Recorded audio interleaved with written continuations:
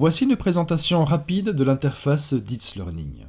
Lorsque vous connectez à It's Learning, vous tombez directement sur l'espace communauté du Collège Sainte-Croix et Notre-Dame de Hanu.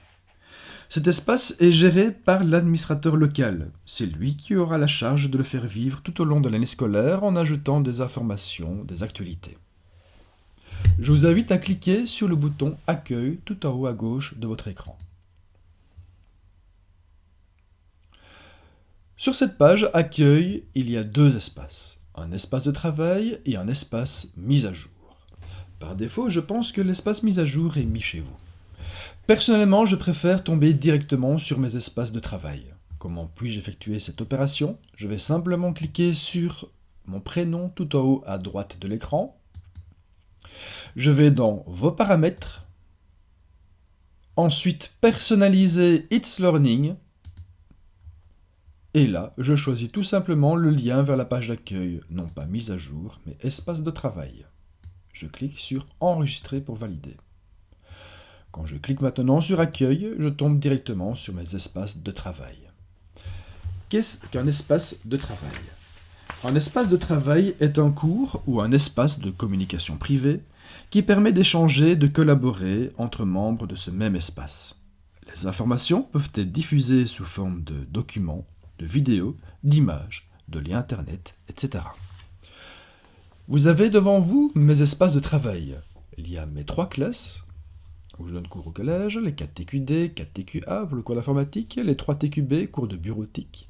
J'ai également l'espace de travail qui s'appelle Salle des profs, qui a été créé par Catherine Pirard, formation découverte par Nathalie Catinus du CEGEC, espace tutoriel CKFOC également de Nathalie Catinus du CEGEC, et enfin un espace que j'ai créé pour les membres du personnel du collège qui s'intitule Aide et astuces sur l'utilisation d'Its Learning au collège. Vous verrez au chapitre suivant comment créer des espaces de travail. Quand je clique sur Communauté, je m'aperçois que je retrouve le lien de tout à l'heure, Collège Sainte-Croix et Notre-Dame, mais également Agora Enseignement Catholique. Quand je clique dessus, je vais tomber sur la page de l'enseignement catholique, avec différentes informations qui peuvent être utiles. Ensuite, nous avons le bouton Calendrier. Le bouton Calendrier va reprendre votre horaire de cours. Vous aurez l'occasion d'encoder votre horaire de cours. Ça fera également l'objet d'un nouveau tutoriel vidéo consacré à l'encodage de son cours. On a également l'occasion de synchroniser tout cela sur son smartphone si on le désire. Dans Bibliothèque, il y a la possibilité de retrouver des ressources créées par différents utilisateurs qui utilisent It's Learning de par le monde.